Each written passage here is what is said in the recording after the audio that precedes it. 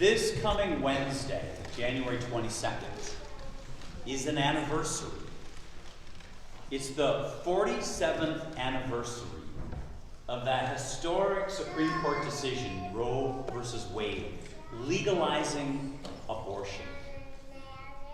Now, I predict that this year there will be some changes in the whole abortion issue.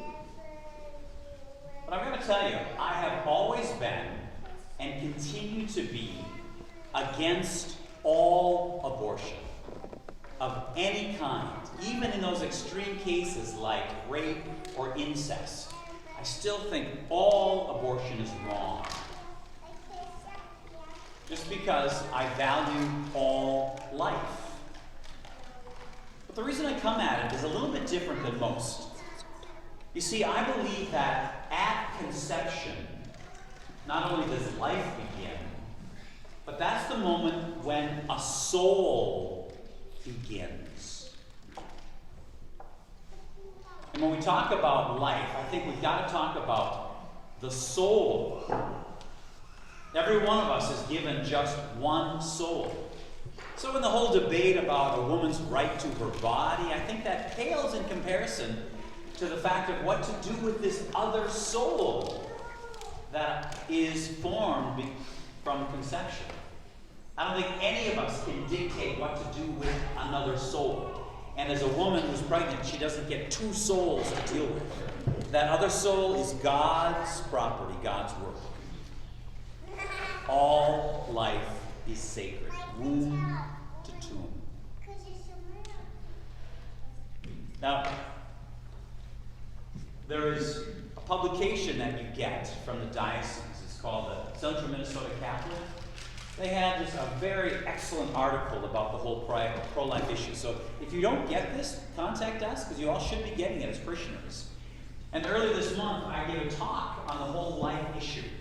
We have our FIRE program. So as you know, all the talks at FIRE, those are always open to everybody.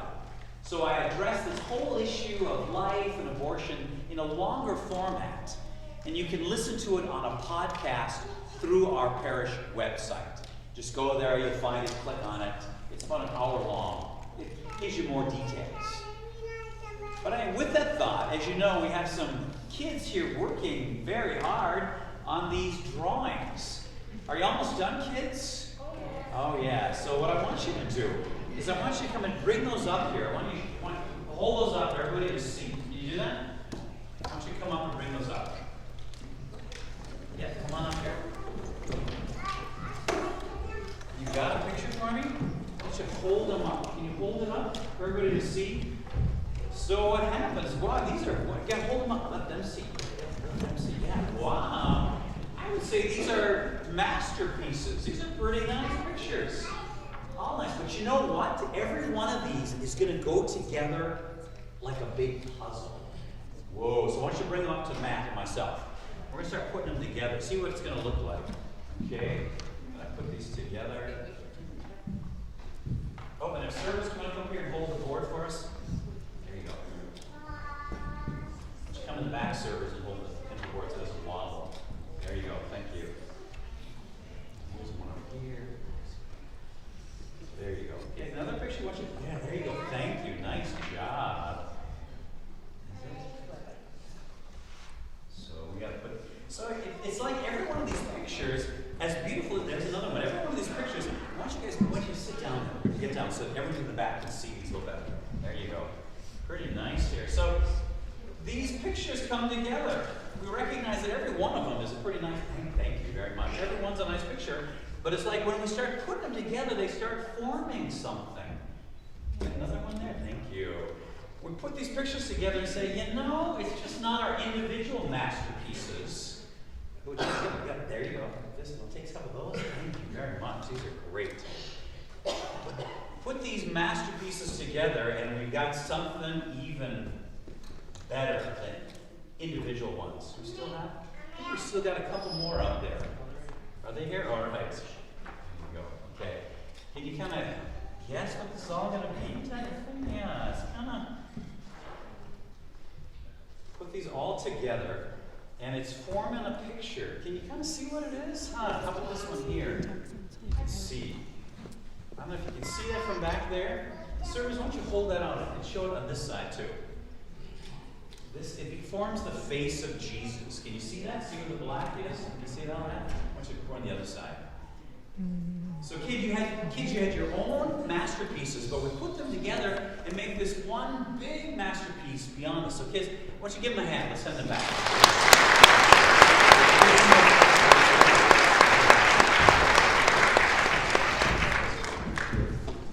We recognize that this whole thing is sort of like us.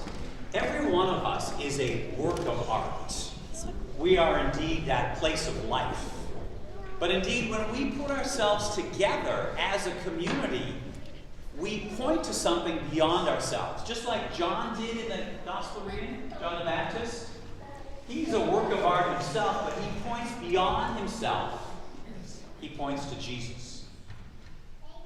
Now, Jesus is the author of life. Jesus is the giver of life. And we recognize that every one of these drawings can represent a different aspect of life. And we can say, well, this is one issue of life, which is good. But when we put all those images together, all those aspects of life, we get a better picture of what Christ intends when he talks about the whole issue of being pro-life. Because it means not just one thing, but it really means womb to tomb. For every one of us, we can think of different issues. But the issue of life is bigger than any one. It deals with issues of, say, like capital punishment, or euthanasia, or what to do with those people who are fleeing another country because their lives are in danger, those immigrants and refugees. It deals with all health care. It deals with addressing people who are pregnant, a woman who's pregnant, and how do we deal with that? It deals with what do we do with our senior citizens? How do we care for them? It deals with our schools and what do we do with good education for all people? You see, we can focus on any one issue, which is a good issue, but when we come together, we are called to point to the author of life, like John did, point to Jesus. And we get a better understanding of who we are called to be. Now, all the time, we go, oh yeah, okay, that's good, that's nice. But we wonder, like, how does that affect each of us right now? Well, I would suspect that every one of you knows somebody who's not quite at their best. Maybe they're dealing with one of those big issues. But just even the little things, you know somebody that maybe is down and out or depressed. Maybe you know somebody who's gone through a defeat of some sort, or a loss, such as the loss of a job, the loss of an identity, a breakup of a relationship, someone facing a disease, or someone dealing with a death, whether it's sudden or expected. Every one of us know people who have not been coming to church for whatever reason. But we as people of faith, we are called to be the body of Christ. We are called to be that image of Christ for each other. And so it's our invitation, our role, to go out there and support those people.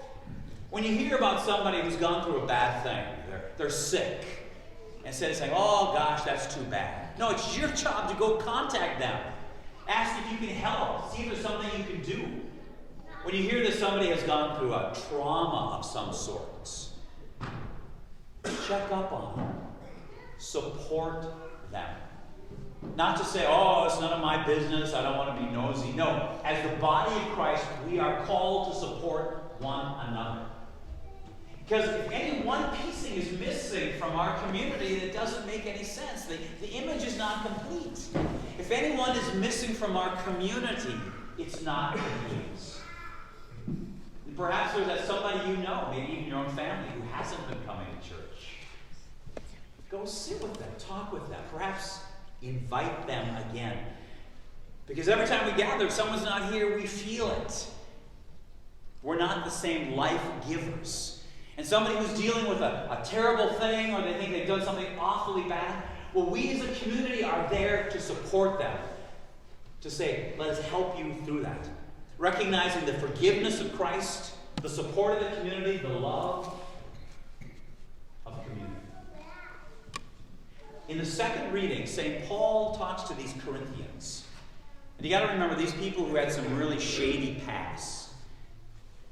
And Paul says, you are called to be holy. You just heard it. And I think that's the same for every one of us. Every one of us has our own wounds. Every one of us has our times where we feel like we're not fully alive, we're not at our best. But we're all called to be holy and to be whole. But I believe it's when we gather together that makes sense. It's hard to be holy just on your own. But with the community, in the sacraments, with the support of the church, we can recognize and stand up to who we really are. Especially if we're to face those big issues going on, those life issues. We are better as a community when we address those issues together as a community.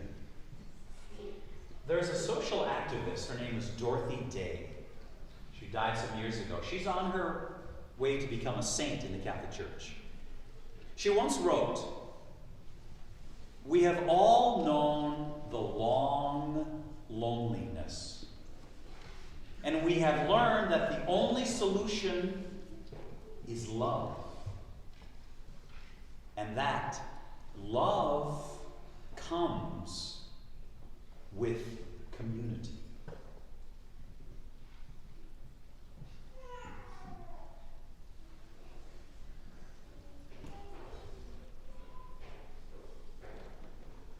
Please stand.